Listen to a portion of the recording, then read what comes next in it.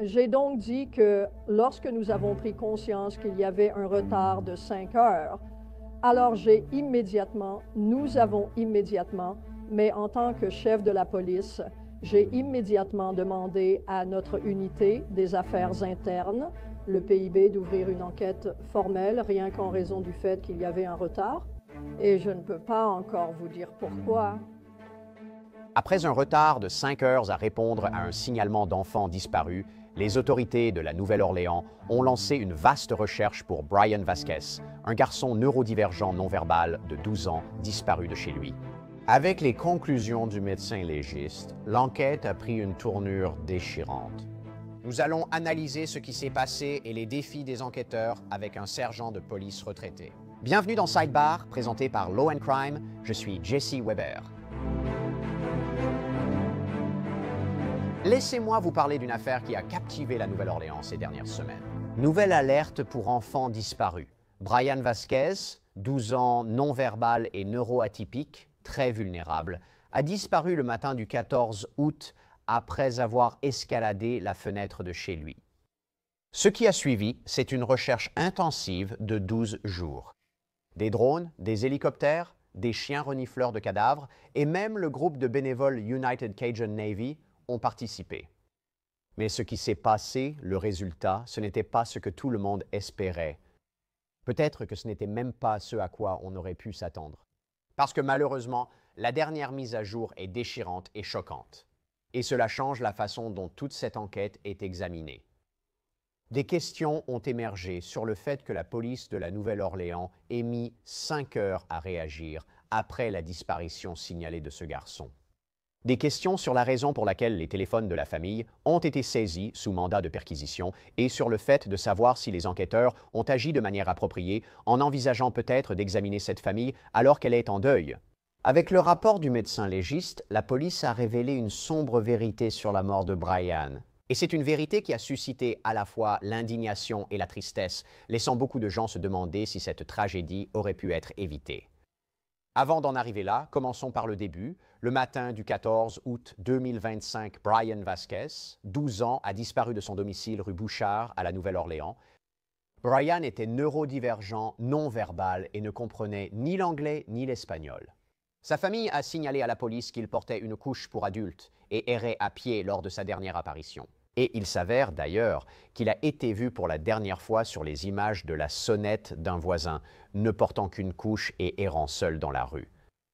Le lendemain, dans la nuit du 15 août, la police d'État de Louisiane a émis un avis de disparition d'enfants en danger de niveau 2. Cela signifiait donc que l'État pensait que la vie de Brian était en danger, mais que l'affaire ne remplissait pas les critères d'une alerte Amber, car les enquêteurs ne pouvaient pas confirmer qu'il y avait eu un enlèvement réel. À 12 ans, mesurant 1,55 m et pesant 41 kg, la disparition de Brian a fortement inquiété la communauté. Famille, voisins et bénévoles ont aidé les autorités à chercher. Mais dès le début, il y a eu de la controverse. La police a reconnu un retard de 5 heures entre la déclaration de disparition de Brian par sa famille et le début de sa recherche active par la police de la Nouvelle-Orléans. Lors d'une conférence de presse, la chef de la police de la Nouvelle-Orléans, Anne Kirkpatrick, a répondu à des questions difficiles sur ce retard et l'enquête. Nous allons analyser dans un instant ce qu'elle a dit et à quoi ressemblait cette conférence de presse. Mais pendant près de 2 semaines, des équipes de recherche ont fouillé la zone de Michaud à la Nouvelle-Orléans. La United Cajun Navy a déployé des drones sonars, ainsi que 5 chiens cadavres venus d'autres États. Ils ont signalé un lagon spécifique près de la maison de Brian. Et puis, le 26 août, il y a eu un moment sombre et déchirant dans l'affaire, une mise à jour. Le corps de Brian a été découvert dans ce lagon. C'est à environ 200 mètres de l'endroit où les enquêteurs pensent qu'il a disparu ou est entré dans le lagon. Quand les autorités ont retrouvé le corps de Brian, le surintendant Kirkpatrick a dû répondre à de nombreuses questions difficiles de la presse. Pourquoi 5 heures se sont-elles écoulées entre le signalement de la disparition de Brian et le début des recherches? La barrière de la langue a-t-elle eu un impact? La police a-t-elle abandonné trop vite? Kirkpatrick a répondu à chaque question en commençant par le retard. Donc, j'ai dit que lorsque nous avons pris conscience qu'il y avait eu un retard de 5 heures, Alors nous avons immédiatement, mais en tant que chef de la police, j'ai immédiatement demandé à ce que notre unité des affaires internes, le PIB, ouvre une enquête formelle. C'est pourquoi nous allons revenir en arrière et demander à tous les acteurs concernés, le sergent, le lieutenant, les agents, le standard, tout le monde, ce qui s'est passé. Et c'est ce que je veux dire par prendre les faits et les replacer dans leur contexte pour arriver à une réponse. Nous voulons que toute notre communauté puisse nous appeler en ayant la certitude que nous vous servirons bien.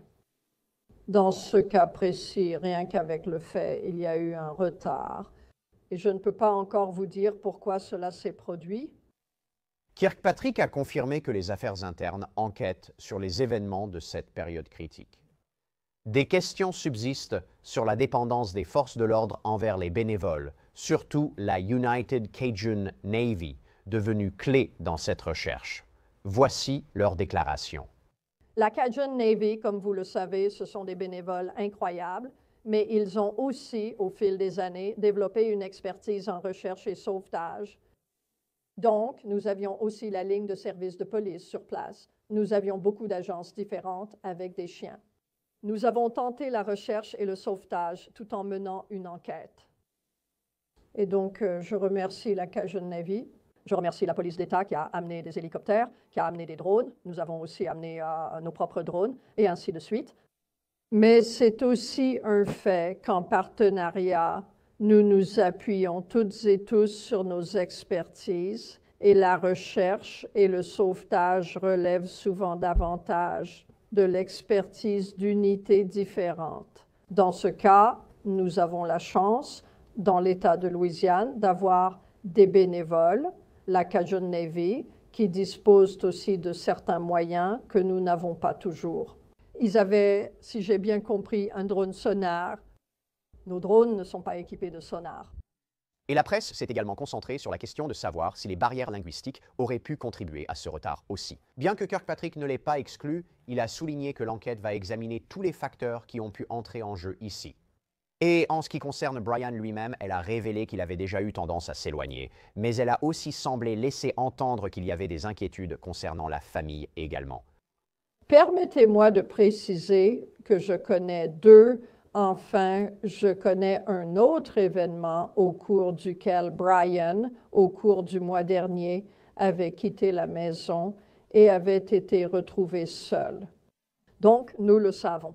Donc, l'errance ne serait pas non plus inhabituelle pour un enfant ayant des besoins particuliers. Cependant, vous savez combien de fois cela s'est-il produit dans l'histoire que nous allons examiner? Y a-t-il plus que quelques incidents? Donc, l'histoire compte. Et ensuite, Chris, tu m'as demandé spécifiquement quelle était ta deuxième question.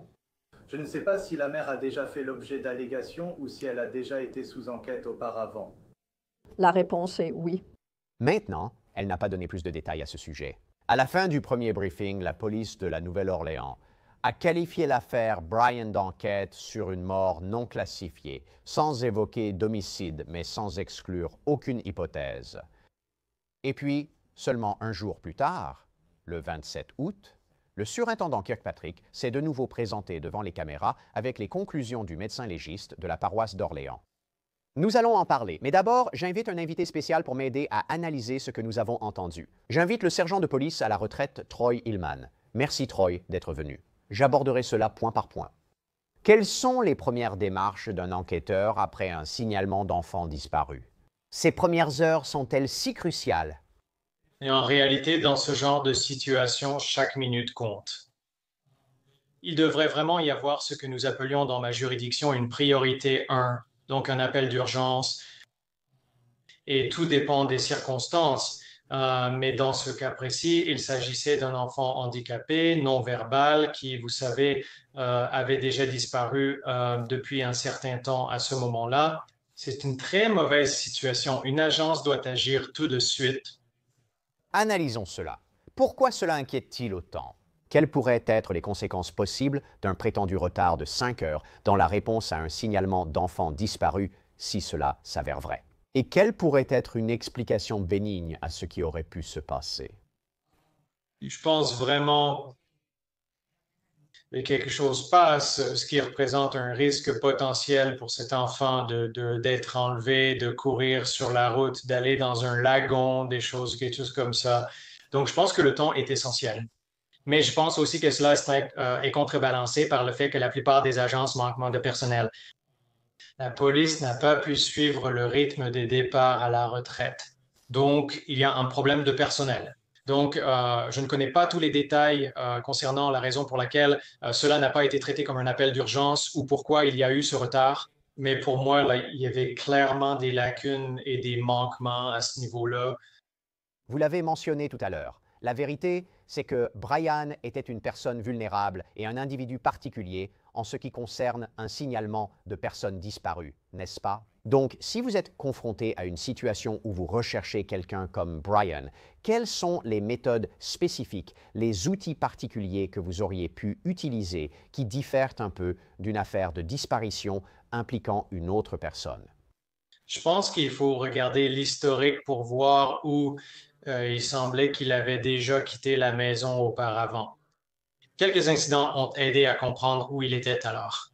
Il aurait pu refaire le même chemin, puis essayer d'impliquer la communauté aussi rapidement que possible pour rechercher cet enfant via les médias ou autres. Et l'une des choses concernant les affaires de personnes disparues, c'est que les forces de l'ordre comptent sur le public. Le public peut aider de nombreuses façons, que ce soit en ligne ou via des groupes de bénévoles. Si vous voyez quelque chose signaler, une main-d'œuvre supplémentaire, c'est génial. Cela dit, lorsque vous avez une affaire, prenons par exemple la Cajun Navy, lorsqu'ils sont impliqués du point de vue des forces de l'ordre, comment les professionnels équilibrent-ils l'implication des bénévoles avec les procédures d'enquête officielles? Y a-t-il des risques à compter sur des groupes de bénévoles, même s'ils sont spécialisés, même s'ils ont un aspect professionnel? Y a-t-il un risque ou un avantage? Comment trouvez-vous l'équilibre? En général, ces organisations de bénévoles ont souvent à leur tête des personnes qui ont déjà travaillé dans les forces de l'ordre ou qui ont une grande expérience dans ce domaine. Donc, eux, vous savez, je ne peux pas parler de la formation exacte, mais il semblait que, vous savez, nous avions besoin de toutes les mains disponibles. Les forces de l'ordre ont besoin d'aide. Donc, c'est mieux que rien. Mais oui, il peut y avoir des choses qui passent d'à côté. Nous sommes tous humains. Nous ne savons pas ce qui a été transmis de la personne qui a passé l'appel à celle qui l'a reçu. Il y a beaucoup d'inconnus dans cette enquête, dans l'ensemble de l'enquête générale. Mais cela aide. Cela aide d'avoir des groupes de bénévoles. Ils peuvent peut-être apporter quelque chose ou fournir quelque chose que les forces de l'ordre n'ont pas. Bien sûr, les forces de l'ordre doivent le corroborer. Ils doivent s'assurer que l'information est exacte, mais vous pouvez avoir des groupes de bénévoles qui aident peut-être les forces de l'ordre d'une manière que les forces de l'ordre ne peuvent pas faire elles-mêmes, n'est-ce pas? Vous avez parlé du manque d'effectifs. Absolument. Et nous avions des officiers de réserve, des personnes qui voulaient aller peut-être s'impliquer dans leur service de police, mais qui avaient leur propre entreprise ou autre chose et qui voulaient aller simplement aider. Mais ils suivaient une formation à l'académie, un peu comme l'académie traditionnelle des policiers, puis ils devaient effectuer un certain nombre d'heures de service. Donc, il y a des opportunités pour les bénévoles et beaucoup de personnes qui s'y engagent. Leur passé est vérifié. Donc, ils sont généralement sûrs. Et encore une fois, bon, les agences ont besoin d'aide. Elles manquent cruellement de personnel. Avant d'aborder ce que les forces de l'ordre disent être arrivées à Brian, et nous allons en parler dans un instant, car cela a été une révélation choquante. Avant d'entrer dans le détail, de manière générale, comment les enquêteurs déterminent-ils si un décès est, entre guillemets, non classifié par opposition à un homicide ou un accident? Qu'est-ce que cela signifie? Et quels sont les facteurs qui influencent cette décision? Ensuite, nous parlerons de ce qu'ils disent être arrivés à Brian. Eh bien, je pense que lors de l'enquête initiale, lorsque les agents ou les détectives arrivent, puis plus tard, nous avions le médecin légiste qui arrivait. Vous sauriez qu'à peu près visuellement ou grâce aux déclarations des témoins, aux vidéos de surveillance, que ce qui se trouvait sur les lieux, en quelque sorte, ce qui s'est passé. Donc, il y a cette sous-classification et je crois qu'ils appellent ça une mort non classifiée ou ce que nous appelons une mort de cause inconnue, ce qui, en quelque sorte, reste ainsi jusqu'à ce que nous puissions remettre l'affaire entre les mains d'un médecin légiste pour qu'il puisse dire avec certitude s'il n'y a pas de traumatisme externe dans ce cas pour cet enfant. Alors, il faut se tourner vers la science et vers le médecin légiste ou le coroner pour déterminer essentiellement quelles blessures ont causé la mort de cette personne. Et parlons-en, d'accord? Passons aux conclusions du coroner. Le 27 août, le surintendant Kirkpatrick a révélé les conclusions du coroner et ces mots étaient très difficiles à entendre. Ils étaient incroyablement lourds. Le coroner a déterminé que Brian Vasquez, âgé de 12 ans, est décédé des suites de coups violents causés par un alligator, puis s'est ensuite noyé. Nous savons que ce sont des conclusions difficiles et nous avons toujours une communauté en deuil ainsi qu'une famille endeuillée. Cette enquête se poursuit. Cependant, cet après-midi, j'ai officiellement demandé au département de la faune et de la pêche d'éradiquer les alligators nuisibles, ce qui commencera cet après-midi. Nous voulons donc que la communauté du quartier Michu soit informée que des chasseurs seront présents dans ce plan d'eau pour éradiquer ces alligators nuisibles. Le service de police de la Nouvelle-Orléans sera présent, simplement pour s'assurer que les gens comprennent ce qui se passe. Je tiens à remercier notre division des victimes spéciales. Et vous savez, Guy-Ève Gurnin à ma droite est la chef des enquêtes, ainsi que la chef à mon épaule gauche, la chef des opérations sur le terrain. Ceci est une enquête en cours. Ce n'est pas terminé. Donc les services de la faune et de la pêche ont déjà commencé à retirer ce que Kirkpatrick a appelé des alligators nuisibles du lagon. Mais en plus du chagrin, il y a tellement de questions sans réponse dans cette affaire. Quand exactement Brian est-il mort? Selon Kirkpatrick, le médecin légiste n'a pas pu dire si l'attaque a eu lieu le jour de la disparition, le 14 août. Ce délai a été mentionné à nouveau. Kirkpatrick a jugé l'écart de 5 heures excessif et reconnu que cela avait peut-être coûté un temps précieux. Et le département des services à l'enfance et à la famille? Le département des services à l'enfance et à la famille a lancé sa propre enquête. Aucun détail n'a été communiqué pour le moment. Alors, Troy, parlons-en. Mon Dieu, quelle conclusion choquante concernant une attaque d'alligator. Commençons par là. Qu'en penses-tu? C'était horrible. Malheureusement, nous vivons au milieu de la nature et des choses tragiques arrivent. Et il est possible que l'enfant se soit approché trop près et que c'est à ce moment-là que l'attaque a eu lieu. Il y a tellement de variables, y compris la question de savoir si un alligator mordrait normalement quelqu'un, l'emmènerait dans l'eau, puis le relâcherait. Je ne suis pas un expert en la matière, donc c'est vraiment aux personnes compétentes de démêler ces détails et d'établir une chronologie, ce qui me semble important. Mais il y a beaucoup de choses à analyser et à se demander. Qu'aurions-nous pu faire de mieux en tant que force de l'ordre? Qu'aurions-nous pu faire de mieux en tant que communauté? Nous devons isoler ces facteurs tout en gardant à l'esprit que la famille est en deuil et traverse une période très difficile. Dans les affaires de personnes disparues, il y a eu des critiques sur la question de savoir si les agences devaient enquêter sur la famille, mais malheureusement, il faut examiner chaque angle de manière objective, surtout lorsqu'il s'agit d'enfants, pour comprendre qui aurait pu être impliqué en fonction de ce que l'on sait à ce moment-là. C'est quelque chose que j'ai déjà dit. Les autorités ont obtenu un mandat pour fouiller les téléphones portables de la famille de Brian. Celle-ci a déclaré à VVL-TV qu'elle se sentait harcelée, mais la police juge cela standard. Il faut l'accord d'un juge et un mandat, non? Est-ce habituel? Était-ce une erreur ici? Il faut des preuves pour que le juge accepte. Eh bien, j'ai toujours pensé dans ma vie personnelle et d'après ce que j'ai vu au cours de ma carrière, que si vous n'avez rien à cacher, alors il suffit de tout remettre entièrement. Une divulgation complète et l'aide à l'enquête sont nécessaires et un juge doit l'approuver. L'agence doit prouver pourquoi elle a besoin du téléphone portable de la personne en le justifiant dans une déclaration sous serment. Et le juge. Donc, il y a des freins et contrepoids. Dans ce genre de situation, vous avez un enfant vulnérable porté disparu, vous examinez tout. Et malheureusement, nous avons eu des situations où des parents ont fait du mal à leurs enfants. Donc, en tant que société, les agences doivent tout examiner et cela inclut les parents et la famille. Et c'est douloureux, c'est horrible, parce que cela les blesse et ils traversent un deuil. Mais en même temps, c'est la procédure standard. Pour être clair, il n'y a eu ni arrestation ni accusation. La police de la Nouvelle-Orléans classe toujours la mort de Brian comme non classifiée. Et nous avons peu de réponses, n'est-ce pas? Le fait que le médecin légiste ne puisse toujours pas déterminer l'heure exacte du décès, cela peut-il évoluer? Est-ce rare? Que devons-nous en penser?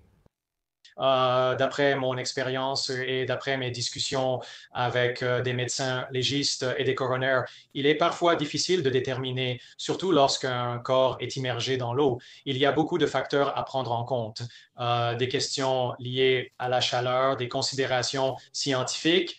Donc, cela peut être confié à des experts supplémentaires, peut-être au niveau de l'État ou fédéral, qui pourrait déterminer la durée. Mais parfois, il ne s'agit que d'une fourchette temporelle. En général, cependant, ils peuvent quand même réduire cela à quelques jours, je pense. Oui, c'est l'un des aspects glaçants de cette affaire parce qu'on essaie de reconstituer les derniers instants de sa vie. Et puis, il y a le département des services à l'enfance et à la famille, n'est-ce pas? Ils ont ouvert cette enquête en parallèle avec la police à comment ces deux agences coordonnent-elles leurs actions sans compromettre l'enquête? Et B, que cherchent-ils exactement? Est-ce qu'ils essaient de comprendre, si Brian était déjà parti auparavant, comment cela n'a-t-il pas pu être empêché? Je ne suis pas vraiment sûr. Selon vous, qu'essaient-ils de découvrir? Eh bien, je pense que le département des services à l'enfance et à la famille, si je le prononce correctement, a une responsabilité envers les enfants pour les protéger. S'il y a eu des incidents dans le passé où Brian s'est échappé, ils ont mentionné quelque chose à propos de la porte qui était verrouillée et qu'il était là avec un frère ou une sœur. Mais s'il s'est échappé, vous savez, au milieu de la nuit, par une fenêtre, il y a peut-être là une responsabilité de sécuriser cette fenêtre. Donc, peut-être un type de verrou résistant à l'effraction ou sécurisé pour les enfants, afin de s'assurer qu'ils ne puissent vraiment pas s'échapper. Mais encore une fois, il arrive des choses. Il faut contrebalancer cela avec le fait que les enfants agissent en un clin d'œil et que les parents font de leur mieux. Les parents dormaient probablement. Donc, c'est difficile. Il faut regarder cela objectivement. On rédige un rapport, on le partage avec les enquêteurs du service de police, puis cela sera probablement transmis au procureur du district ou du comté pour décider s'il y a eu négligence. Et je sais qu'il y a tellement de problèmes. On regarde cela, puis on se demande s'il y a eu négligence de la part du service de police pour ne pas avoir envoyé un agent plus tôt. Encore une fois, je ne suis pas là pour accuser qui que ce soit. Tout cela sera réglé par les différents niveaux des procureurs. Pour être clair, nous ne disons pas que cela sera constaté. Personne n'est peut-être en faute ici. Cela pourrait simplement être une série d'événements tragiques qui se sont produits ici. Il est intéressant, selon l'enquête interne menée par les forces de l'ordre, d'évoquer cet intervalle de 5 heures, la raison de l'implication supposée de la département des services à l'enfance et à la famille et leurs possibles actions. Je dirais que la ville a depuis publié un communiqué en mémoire de Brian et il dit en partie « Brian était un jeune garçon brillant, charismatique et plein d'énergie dont la joie et l'esprit ont touché la vie de sa famille, de ses amis et de sa communauté. » La mémoire de Brian restera à jamais dans le cœur de ceux qui l'ont aimé et sa lumière continuera de briller comme un rappel de la résilience, de l'innocence et de l'amour. Et une cagnotte GoFundMe a été mise en place pour aider la famille à couvrir les frais funéraires et les frais juridiques. Lors de l'enregistrement, cette famille avait déjà récolté 10 000 $ pour atteindre son objectif. C'est incroyable. Troy, merci d'avoir pris le temps. Je sais que c'est une situation difficile. Je sais que nous essayons encore de rassembler tout ce que nous pouvons, mais tu sais, j'apprécie ton expertise sur ce sujet alors que nous continuons à le couvrir. Absolument, heureux de pouvoir aider et merci de m'avoir invité. Très bien, tout le monde. C'est tout ce que nous avons pour vous pour l'instant ici sur Sidebar. Merci beaucoup de nous avoir rejoints. N'oubliez pas de vous abonner sur YouTube, Apple Podcasts, Spotify ou votre plateforme habituelle. Je suis Jesse Weber. Je vous parlerai la prochaine fois.